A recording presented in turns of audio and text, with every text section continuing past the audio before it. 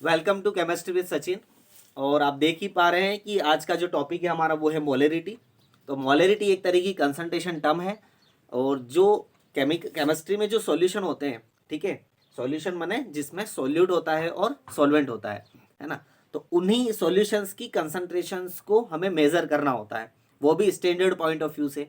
तो standard point of view में एक जो टर्म है वो क्या है हमारे पास, molarity.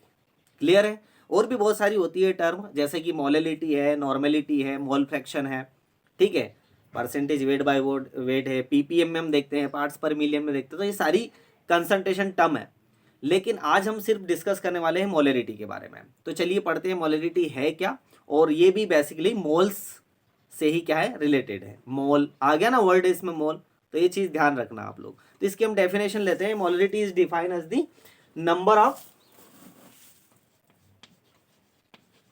is the number of solute dissolved per liter volume of solution।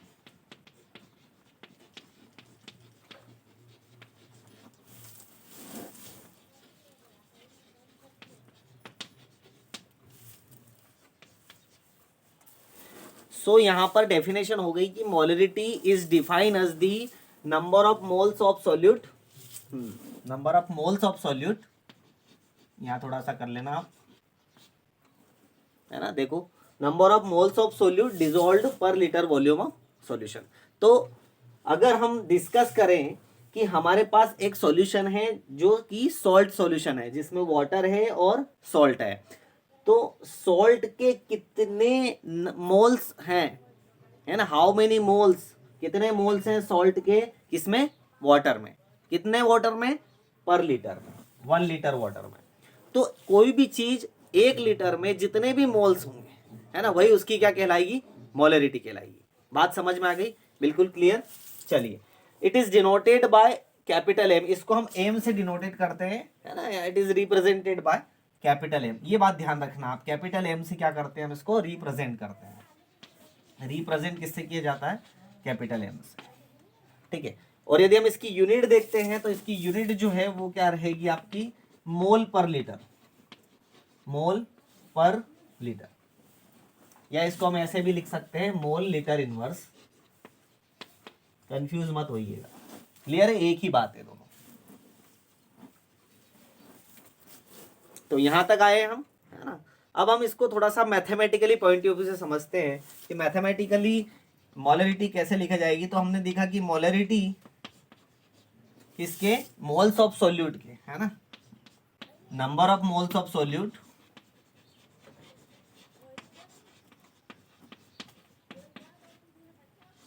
Dissolved इन पर लीटर वॉल्यूम ऑफ सॉल्यूशन, है ना। तो वॉल्यूम ऑफ सॉल्यूशन कितना लेना है हमें, वॉल्यूम ऑफ सॉल्यूशन कितना लेना है, 1 लीटर, है ना, इन लीटर में लेना है आपको। क्लियर हो गई बात। अगर हम इसको सिंबॉलिक रिप्रेजेंटेशन दे तो नंबर ऑफ मोल्स को हम कैसे डिनोट करते थे बच्चों, एन से, और वॉल्यूम को हम वी से करते हैं। क्योंकि वॉल्यूम लीटर है तो मैं छोटा सा यहाँ पर एल लिख देता हूँ। तो हमारे पास अगर इसको हम सिंबॉलिक रिप्रेजेंटेशन में देखें तो हमारे पास क्या हो गया कि मोलरिटी को हमने कैसे समझ लिया कि M number of moles volume in litre of solution. Clear है, एक फॉर्मूला तो हमारा ये हो गया, ठीक। दूसरा फॉर्मूला हम देखते हैं कि केमिस्ट्री में जो है, जो सॉल्यूशन होते हैं वो सारे लीटर में नहीं लिए जाते, लेबोरेटरीज वगैरह में एमएल में लेते हैं, मिलीलीटर में लेते हैं, है ना। तो मिलीलीटर को मिलीलीटर में चेंज कर दो तो हमारा जो ये फॉर्मूला है ये क्या हो जाएगा, चेंज हो जाएगा। बट ये फॉर्मूला भी काम का है, ये फॉर्मूला भी काम का कब है, ये कंडीशनिंग के अकॉर्डिंग काम का है ना। क्वेश्चन की कंडीशनिंग किस तरह से दे रखी है, यदि क्वेश्चन की कंडीशनिंग क्या हो गई, लीटर में दे रखी है और नंबर ऑफ मोल दे रखे हैं, तो आप क्या निकाल पाएंगे, इसकी मोलरिटी निकाल पाएंगे। क्लियर हुई इतनी बात। लेकिन अब जो मैं दूसरी जो लिख रहा हूँ, कंफ्यूज मत होइएगा, यहाँ पर बहुत कंफ्यूज हो जाते हैं बच्चे। तो दूसरा जो मैं लिख रहा हूँ वो क्या होगा, एमएल की टर्म में, मिलीलीटर की टर्म्स में। तो चलिए हम देखते हैं क्या लिखने वाले हैं। लीटर को मिलीलीटर में कन्वर्ट करते हैं, तो इसको करने के लिए 1000 का क्या करते हैं हम, लीटर में डिवाइड करते हैं। तो डिवाइड करेंगे इसको 1000, ऊपर चला जाएगा। तो यहाँ पर क्या हो जाएगा, m is equal to number of moles into 1000, और अब जो वॉल्यूम आएगा हमारा वो क्या आएगा, ml में आएगा। तो सेकेंड जो है हमारे पास, सेकेंड फार्मूला हमारे पास ये बन गया। क्लियर हुआ? अब आपको तो पता ही है नंबर ऑफ मोल्स कैसे निकालते हैं हम, है ना। यदि वेट दिया हो, यदि नंबर ऑफ पार्टिकल्स दे रखे हो, या नंबर ऑफ वॉल्यूम्स दे रखा हो आपको, तो यहाँ पर मैं आपको बता रहा हूँ कि यहाँ पर मैं क्या ले रहा हूँ, वेट की टर्म में ले रहा हूँ। तो नंबर ऑफ मोल्स को हम कैसे निकालेंगे, नंबर ऑफ मोल निकालते हैं given weight upon molecular mass. तो यदि हम n की जगह पर गिवन वेट और मॉलिक्यूलर मास लिखते हैं तो हमारा ओवरऑल जो फॉर्मूला पूरा का पूरा हो जाएगा वो हो जाएगा हमारे पास weight upon molar mass into 1000, और यहाँ पर जो वॉल्यूम आएगा वो आएगा ml में। तो यदि आपके क्वेश्चन में किसी सब्सटेंस का मोलर मास गिवन हो, वेट गिवन हो, वॉल्यूम आपको ml में गिवन हो, यानी कि ये तीनों क्वांटिटी गिवन हो, तो आप मोलरिटी क्या कर सकते हैं, निकाल सकते हैं। अब यहाँ पर बहुत अच्छी बात ये है कि 1 2 3 4 टर्म्स आ गई है। फिजिकल केमिस्ट्री की ये ब्यूटी है बच्चों कि 4 टर्म्स में से एक टर्म्स दे देगा, 2 टर्म्स दे देगा, है ना, और तीसरी टर्म आपको निकालनी होती है, चौथी टर्म आपको निकालनी होती है। और इन टर्म्स को डायरेक्ट नहीं देता, कभी कभी इनडायरेक्ट दे देता है ना। तो इन सारी चीज़ों को आपको समझ के चलना होता है, ठीक है। तो नॉर्मल क्वेश्चंस क्या होंगे, नॉर्मल क्वेश्चन क्या होंगे कि आपको वेट दे दिया है गिवन, मॉलिक्यूलर वेट दे दिया, और क्या दे दिया आपको, वॉल्यूम दे दिया है ml में। तो आप झट से क्या निकाल लेंगे, मोलरिटी निकाल लेंगे। आपको मोलरिटी गिवन है लेकिन वेट नहीं दिया है ना, तो इसको रीअरेंज करके इस फॉर्मूले को आप क्या निकाल लेंगे, वेट निकाल लेंगे। और ऐसा नहीं कि हर बार ml ही दिया जाए, कभी कभी आपको लीटर भी दे दिया जाएगा, वॉल्यूम में लीटर दे दिया जाएगा। तो कंडीशनिंग के अकॉर्डिंग इन 4 फॉर्मूलेस को क्या करना है, आपको यूज करना है। बात समझ आ गई, पक्का आ गई है? चलिए, अगर आ गई है तो हम समझते हैं इसको एक एग्जाम्पल के थ्रू लेके, ठीक। अगर हम एग्जाम्पल देखें इसका, तो यहाँ पर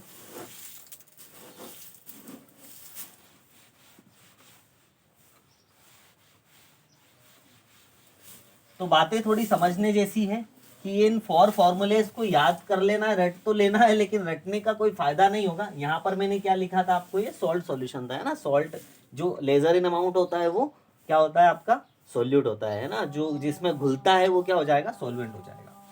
तो ये बात हुई। अब हम यहाँ पर एक एग्जाम्पल ले लेते हैं। अगर मैं एग्जाम्पल में आपको एक कंडीशन दे देता हूं, चलिए 0.25 m NaOH सॉल्यूशन ले लेते हैं हम,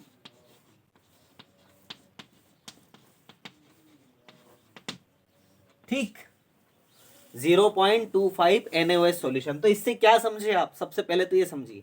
तो ये तो समझ आया कि एम क्या है, कैपिटल एम मोलरिटी का सिंबल है। तो हमारे पास जो NaOH सॉल्यूशन है उसकी मोलरिटी कितनी है, 0.25। एक तो ये समझ गए, लेकिन इन डेप्थ में और क्या समझे, और ये समझे, ध्यान से समझना, 0.25 मोल NaOH, है ना, पर लीटर वॉल्यूम ऑफ सॉल्यूशन, समझे। यानी कि 0.25 m का मतलब ये हो गया कि 0.25 मोल NaOH के 1 लीटर सॉल्वेंट में क्या है, प्रेजेंट है यहाँ पर इस सॉल्यूशन के अंदर। क्लियर?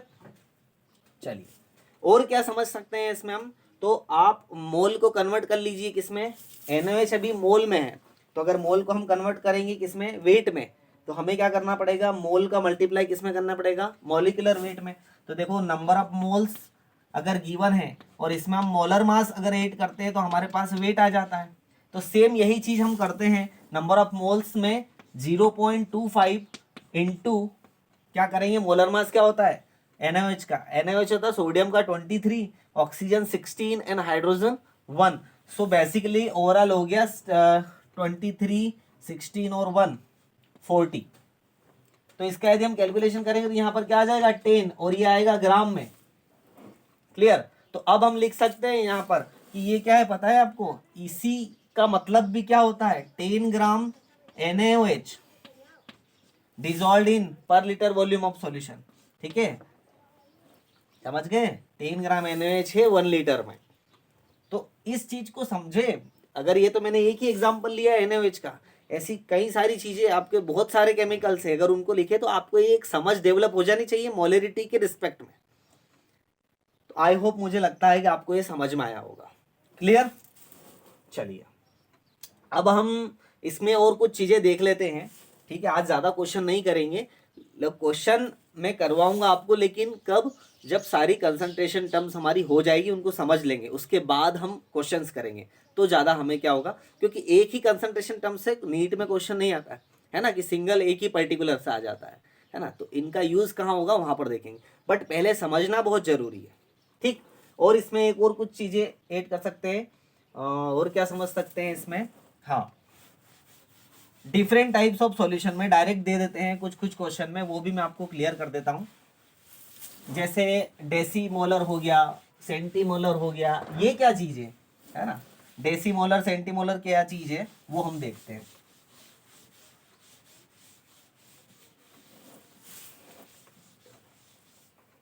देखिए ध्यान से देखिएगा, यदि m/2 सॉल्यूशन है, आपको ऐसा बोल दिया है कि भैया m/2 सॉल्यूशन है, तो m/2 सॉल्यूशन को हम कैसे लिख सकते हैं, 0.5m।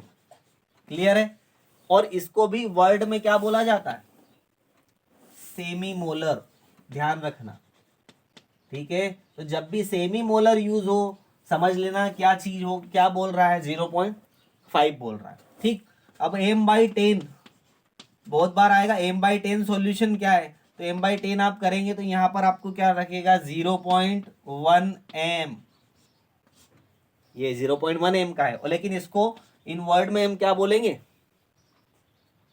डेसीमोलर, याद रखना। तो डेसीमोलर सॉल्यूशन बोले तो समझ जाना कि इसकी मोलरिटी क्या बता रहा है, वो m/10 की है। ठीक है, m/100, m/100 का क्या हो जाएगा, 0.01m। अब तो आप खुद समझदार है, 100 मतलब सेंटी है ना, तो यहाँ पर क्या हो जाएगा, सेंटीमोलर, सेंटीमोलर सॉल्यूशन है। तो जब भी सेंटीमोलर दे रखा है तो समझ जाना मोलरिटी कंसंट्रेशन क्या है उसकी, 0.01। यदि हम m/1000 करते हैं बच्चों, m/1000 है तो 0.001, तो 0.001 है, इसका मतलब क्या हो जाएगा यहाँ पर, सेमी, डेसी, सेंटी, और यहाँ क्या हो जाएगा, मिली। ओके, तो मिली मोलर सॉल्यूशन। अब मेरा ये कहने का इसलिए मतलब था आपको कि कहीं कहीं क्वेश्चन में इन टर्म्स का यूज किया जाता है जो आपको कंफ्यूज ना करेगी, तो आपको समझ आ जाएगा कि ये इस मोलरिटी की क्या कर रहे हैं, बात कर रहे हैं रिस्पेक्टिव सॉल्यूशंस की टर्म के लिए। क्लियर है? चलिए, और हम मोलरिटी में वैसे तो बहुत सारी चीजें कर सकते हैं, लेकिन अभी रिलेशंस में भी मैं आपको, जैसे कि एक रिलेशन होता है कि मोलरिटी और नॉर्मलिटी में क्या रिलेशन है, मोलरिटी में क्या रिलेशन है, इनका रिलेशन भी काफ़ी काम आता है बच्चों, लेकिन वो अभी मैं आपको नहीं करवाने वाला हूँ, क्योंकि अभी हम सारी टर्म कर लेते हैं। जब हम सारी टर्म का बेसिक सीख जाएंगे, फिर हम उनमें रिलेशन करना हमारे लिए बहुत आसान होगा। क्लियर? चलिए, अब इसमें और भी अच्छी क्या चीज़ें हो सकती है मोलरिटी को लेकर, वो मैं देखता हूँ, तो वो अपन पढ़ लेते हैं इक्वेशन।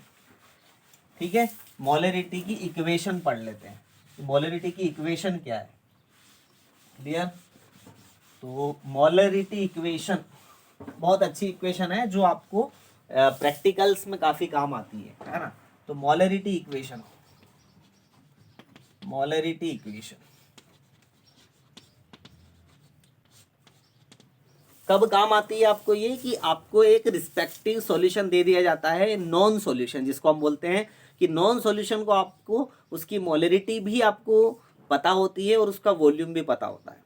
ठीक, अब आप दूसरा जो है, दूसरा सॉल्यूशन है जिसकी मोलरिटी आपको पता नहीं है, अननोन सॉल्यूशन है, ठीक है, और उसका वॉल्यूम भी आपको पता नहीं है, लेकिन आप टाइट्रेशन करके उसको बता सकते हैं, है ना, वॉल्यूमेट्रिक एनालिसिस में हम पढ़ते हैं। लेकिन अगर बेसिक चीज हम यहाँ पर समझे तो एक सिंपल सी इक्वेशन होती है, m1v1 is equal to m2v2। ठीक है, अगर हम क्वेश्चन करने के टर्म्स में समझें तो यहां पर हमारे पास 4 टर्म हो गई, m1 v1 m2 v2। m2 given रहेगा, v1 गिवन रहेगा, m2 नहीं रहेगा और v2 रहेगा। मतलब कहने का 4 टर्म है, 3 टर्म्स गिवन रहेगी आपको, एक टर्म नहीं रहेगी, आप निकाल सकते हो। क्लियर है? इससे कुछ नहीं है इसमें। यदि मैं समझता हूँ कि मुझे m2 निकालना है, चलिए इसी इक्वेशन से मुझे m2 निकालना है, तो क्या करूंगा मैं, v2 कहाँ आ जाएगा, नीचे आ जाएगा, तो मेरी इक्वेशन क्या हो गई, m1v1 अपॉन v2। ये ऐसे अगर मुझे V2 निकालना है तो V2 यहाँ आ जाएगा, M2 क्या हो जाएगा, नीचे हो जाएगा। तो इनको रीअरेंज करके हम क्या कर सकते हैं, इस तरह की क्वेश्चन को क्या कर सकते हैं, सोल्व कर सकते हैं, जो मोलरिटी इक्वेशन में आया। मैं आपको एक क्वेश्चन भी करवा दूंगा इसमें, ठीक है। चलिए, हाँ तो बच्चों मोलरिटी इक्वेशन की बात कर रहे थे, तो मोलरिटी इक्वेशन एक क्वेश्चन को लेके समझते हैं ताकि अच्छा सा आपको और कंसेप्ट समझ में आए। एक बहुत ही प्यारा सा क्वेश्चन और बहुत सिंपल सा क्वेश्चन है, इसको थोड़ा समझिएगा। मोलरिटी इक्वेशन क्या थी हमारी, M1 V1 M2 और V2। लेकिन देखने में बहुत आसान लगता है कि 4 टर्म है, 3 गिवन है, 1 को निकाल लेंगे, इसको अरेंज कर लेंगे, यहाँ तक मैंने समझा दिया। देखो क्वेश्चन को देखते हैं, क्वेश्चन में अप्लाई करते हैं, है ना। तो क्वेश्चन हमारा है 250 ml ऑफ 1.5 m सॉल्यूशन, यानी कि एक सॉल्यूशन आपका सल्फ्यूरिक एसिड का दे दिया है ना, जिसमें उसकी मोलरिटी भी गिवन है और वॉल्यूम भी गिवन है। तो यदि मैं आपको उस सॉल्यूशन को यदि मैं इनिशियल सॉल्यूशन मानता हूं या M1 वाला मानता हूं, इसको मैं इनिशियल मान लेता हूं, है ना। तो यदि ध्यान से देखिएगा M1 V1 इसको मैं इनिशियल अगर मान लेता हूं कि मेरा ये इनिशियल सॉल्यूशन है, और आफ्टर डाइल्यूटिंग, है ना, diluted by adding 5 litre of water, इसी सॉल्यूशन को इनिशियल सॉल्यूशन क्या है, इनिशियल सॉल्यूशन जिसका M1 1.5 है और V1 क्या है यहाँ पर 250 ml। समझने वाली बात है, M1 1.5 है, V1 क्या है 250 ml है। इस इनिशियल वॉल्यूम में मैंने 5 लीटर और क्या कर दिया, ऐड कर दिया है, क्या कर दिया, वाटर। अब यहाँ पर ml में दे रखा है, यहाँ पर लीटर में दे रखा है, तो या तो लीटर को ml में चेंज कर लो या फिर क्या कर लो, ml को लीटर में चेंज कर लो। तो यहाँ पर मैं बेसिकली लीटर को ml में चेंज कर लेता हूँ। तो मैंने क्या किया कि एक सॉल्यूशन था मेरे पास सल्फ्यूरिक एसिड का, जिसकी मोलरिटी क्या थी 1.5 और जो 250 ml में था, ध्यान से समझना 250 ml था। तो इस 250 ml में सल्फ्यूरिक एसिड की जो मोलरिटी थी वो क्या थी 1.5, but after adding 5 litre H2O मैंने इसमें 5 लीटर क्या डाल दिया, वाटर डाल दिया, 5 लीटर डाल दिया पानी। तो अब ये बताओ मुझे कि इसकी कंसंट्रेशन तो 250 ml में थी, लेकिन 5 लीटर और डालने पर क्या हो गया, इसकी कंसंट्रेशन चेंज हो गई, यानी कि इसकी मोलरिटी क्या होगी, चेंज होगी। तो यही पूछना चाह रहा है कि what is the molarity of diluted solution after adding 5 ml, sorry after adding 5 litre H2O। तो जब इस वाले सॉल्यूशन में 5 लीटर H2O ऐड करते हैं तो अब इस सॉल्यूशन की मोलरिटी क्या रही, मतलब फाइनल सॉल्यूशन की मोलरिटी क्या रही। तो अब मैं इसको क्या बोल रहा हूं, फाइनल सॉल्यूशन बोल रहा हूं। अब यहाँ बहुत बारीक चीज है जो ध्यान रखनी है, फाइनल सॉल्यूशन में M2 तो निकालना है आपको, है ना, M2 तो क्या करना है, निकालना, ध्यान समझना। लेकिन V2 क्या हुआ, तो बहुत सारे बच्चे यहाँ पर V2 क्या कर देंगे 5000 कर देंगे, ठीक है। तो यहाँ ये एक गलती हो सकती है, इसको थोड़ा सा देखिए, क्योंकि फाइनल सॉल्यूशन का वॉल्यूम अब 5000 ml नहीं रहा, अब क्या हो गया है 5000 प्लस 250। तो हमारा V2 क्या रहा है यहाँ पर, ध्यान समझना 5250 ml ये रहा।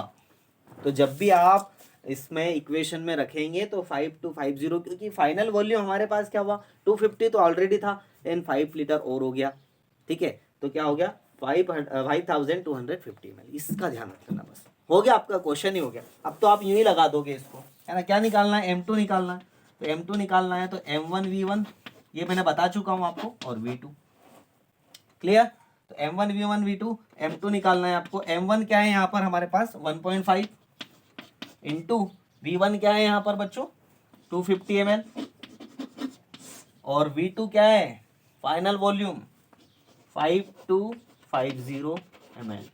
ml से ml कट जाएगा, रहेगा मोलरिटी यहाँ की, ठीक है, ml से ml कैंसिल हो जाएगा, मोलरिटी है, तो M2 का जो वैल्यू आएगा वो यहाँ पर मोलरिटी में आएगा। और इस तरह से आप डाइल्यूटेड सॉल्यूशन की क्या निकाल सकते हैं, मोलरिटी निकाल सकते हैं। आई होप इसका स्क्रीनशॉट ले लेना, आपको ये समझ में आया होगा, क्लियर। सो ये क्लियर हुआ बच्चों, है ना, कि सिर्फ इक्वेशन ध्यान में रखते हुए हम क्वेश्चन को नहीं सोल्व कर सकते। तो ये बहुत ही सिंपल सा क्वेश्चन था। देखो डिफिकल्ट बहुत सारे हो सकते हैं, कई सारे हो सकते हैं डिफिकल्ट, मैं डिफिकल्ट की अभी बात नहीं कर रहा हूँ, अभी सिर्फ हमें कंसेप्ट को समझना है। क्वेश्चन डिफिकल्टीज का कोई पार नहीं है ना, अनंत है, जितनी भी डिफिकल्टी आप बना पाए, लेकिन हमें ये कंसेप्ट समझ आ गया ताकि हम इसका यूज अच्छे से कर पाएंगे, ठीक है, मोलरिटी में एक और इक्वेशन हम देख लेते हैं और उससे रिलेटेड एक क्वेश्चन और देख लेते हैं ताकि और आपको समझ में आए। सो बातें चल रही है बच्चों मोलरिटी इक्वेशन की, ठीक है। तो हमने एक मोलरिटी देखी कि भैया एक तो हमारे पास ये इक्वेशन आ गई m1v1 is equal to m2v2, clear. तो इसमें क्या किया था हमने कि कोई सॉल्यूशन है हमारे पास जिसकी मोलरिटी m1 है, जिसका वॉल्यूम v1 है। यदि हम इसमें v2 ऐड करते हैं, है ना, v2 इसमें हम ऐड करते हैं, नहीं वॉल्यूम एक्स्ट्रा ऐड करते हैं, जिसका क्वेश्चन हमने अभी किया, तो उसकी जो सॉल्यूशन जो बनेगा हमारे पास उसकी मोलरिटी क्या हो जाएगी, एक तो ये। अब मैं एक कंडीशन और भी दे रहा हूं आपको कि हमारे पास अब दो सॉल्यूशन है। कितने सॉल्यूशन है, एक सॉल्यूशन ये है और एक सॉल्यूशन ये, दो सॉल्यूशन है। इसकी भी मोलरिटी m1 है, इसका वॉल्यूम v1 है, इसकी भी खुद की मोलरिटी m2 है और इसकी भी खुद का वॉल्यूम v2 है। मतलब ये m1 v1 m2 v2 non है। यदि हम इनको मिला देते हैं तो हमारे पास एक तीसरा सॉल्यूशन मिलता है। तीसरा सॉल्यूशन मिलता है, उसका वॉल्यूम तो सेम होता है, वॉल्यूम क्या होगा same, v1 plus v2, clear. लेकिन उसकी मोलरिटी क्या हो जाती है, चेंज हो जाती है। उसी मोलरिटी को हम बोलते हैं m3। तो हमें क्या निकालना होता है, m3 होता है। तो इस तरह की कंडीशन भी क्या होती है, दी जाती है क्वेश्चन में। तो इसकी एक इक्वेशन होती है, जैसे ये इक्वेशन है वैसे ही ये इक्वेशन है। तो m1 v1 इसकी इक्वेशन ध्यान सुनिए, m2 v2 is equal to m3 और v1 प्लस v2। इन दोनों को मिलाकर क्या बना, तीसरा सॉल्यूशन जिसकी मोलरिटी m3 है और वॉल्यूम v1 प्लस v2 है। ये इक्वेशन समझ आई, ये दूसरी इक्वेशन है मोलरिटी को लेकर, क्लियर। चलिए अगर हमें m3 निकालना है तो क्या करेंगे हम, m3 m1 v1 ऊपर प्लस m2 v2 और नीचे क्या हो जाएगा v1 प्लस v2। ये हमारी इक्वेशन बन गई। सो ये दूसरी मोलरिटी की इक्वेशन है, इसको ध्यान रखना है। इसको भी हम एक एग्जांपल लेके समझते हैं। हाँ तो जो हमारी सेकेंड मोलरिटी वाली इक्वेशन है उसका मैंने एक क्वेश्चन लिया है। क्वेश्चन बहुत ही प्यारा है ना। तो ये समझिएगा आपको कि इस इक्वेशन को कैसे अप्लाई करते हैं और क्या चीज़ें क्वेश्चन में दे रखी होती है। तो क्वेश्चन है what volume of 10 MsCl and 3 MsCl। गजब की बात है भाई, इसने वॉल्यूम पूछ लिया है ना। जिसको हम मिला रहे हैं उन्हीं का वॉल्यूम पूछ लिया है। मैंने भी क्या कहा था आपको, है ना, कुछ भी पूछ सकता है। Should be mixed to get 1 litre of 6 MsCl solution. मतलब सिंपल सी अगर बात करें तो क्वेश्चन को समझने का ये तरीका है कि यहाँ पर हमारे पास दो सॉल्यूशन है और दोनों सॉल्यूशन को मिलाया तो तीसरा सॉल्यूशन बना। और तीसरा सॉल्यूशन क्या बता रहा है, वो क्या बना, तीसरा सॉल्यूशन 1 लीटर। तीसरा सॉल्यूशन 1 लीटर का है और इसकी मोलरिटी क्या है 6m। उसे बता रहा है कि एक जो है वो है 10 मोलरिटी का, एक सॉल्यूशन 10 मोलरिटी का है और एक सॉल्यूशन क्या है 3 मोलरिटी का। बट इनके वॉल्यूम नहीं दे रखे हैं कि इनके वॉल्यूम कितने हैं। टोटल तो 1 लीटर है, ये तो समझ आ गया हमें, लेकिन इनके वॉल्यूम नहीं दे रखे हैं। तो क्वेश्चन जो है किस तरह से अप्लाई हम करते हैं इसको देखिए, m1 v1 plus m2 v2 ये हमारी इक्वेशन हो गई एंड m3 v1 और v2 मिलके क्या हो गया, v3 हो गया, है ना। मतलब v3 इसको मान लिया 1 लीटर है। यहाँ पर गिवन क्या क्या है देखिए, मोलरिटी दे रखी है इसकी 10m, इसकी दे रखी है यहाँ पर 3m और इसकी दे रखी है क्या हमारे पास 6m, है ना, 6m। ओके, तो v3 क्या है यहाँ पर 1 लीटर। इनका लीटर नहीं दे रखा, इसका भी निकालना है, इसका भी निकालना है।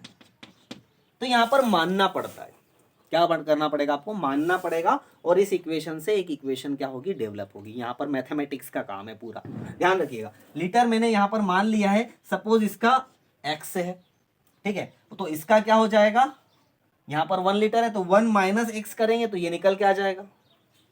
सिंपल सी बात है ना। इसका और इसका जुड़ के ही क्या हो रहा है, v3 बन रहा है ना। v1 और v2 मिलके ही क्या बन रहा है, v3 बन रहा है। तो यहाँ पर x और यहाँ पर क्या रखेंगे 1 माइनस एक्स, क्योंकि यहाँ पर 1 है तो 1 माइनस, जहाँ जो भी होता ना उससे हम क्या कर देते माइनस एक्स कर देते तो निकल जाएगा। तो निकालना x से ही है, बाकी तो इसको हम क्या करेंगे 1 माइनस एक्स कर देंगे तो ये निकल जाएगा।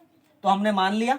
चलिए तो अब हम निकालते हैं, इक्वेशन में इसको फिट करते हैं। ध्यान से देखिएगा, m1 क्या है यहाँ पर 10, v1 क्या है मल्टीप्लाई में है x तो 10x प्लस m2 क्या है 3 और v2 क्या है 1 माइनस एक्स, 1 माइनस एक्स। ध्यान से देखिएगा, ठीक है। यहाँ पर क्या है 6 और 1, तो क्या हो जाएगा यहाँ पर तो 6 ही है ना, 6 से इंटू 1 करेंगे तो 6 ही होने वाला।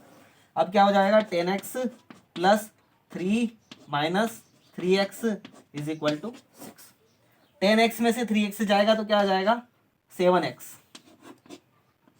क्लियर, ये प्लस का 3 उधर जाएगा, ये मैथमेटिक्स चल रहा है बच्चों है ना, प्लस का 3 उधर जाएगा तो 6 माइनस का 3, तो हमारे पास 7x, 6 माइनस 3 3, तो हमारे पास क्या आया 7x इज इक्वल टू 3, या हम मान लेते हैं x निकाल लेते हैं 3/7। इसको आप कैलकुलेट कर लीजिए, जो भी वैल्यू आएगी है ना वो क्या आएगी आपकी v1 की वैल्यू आएगी।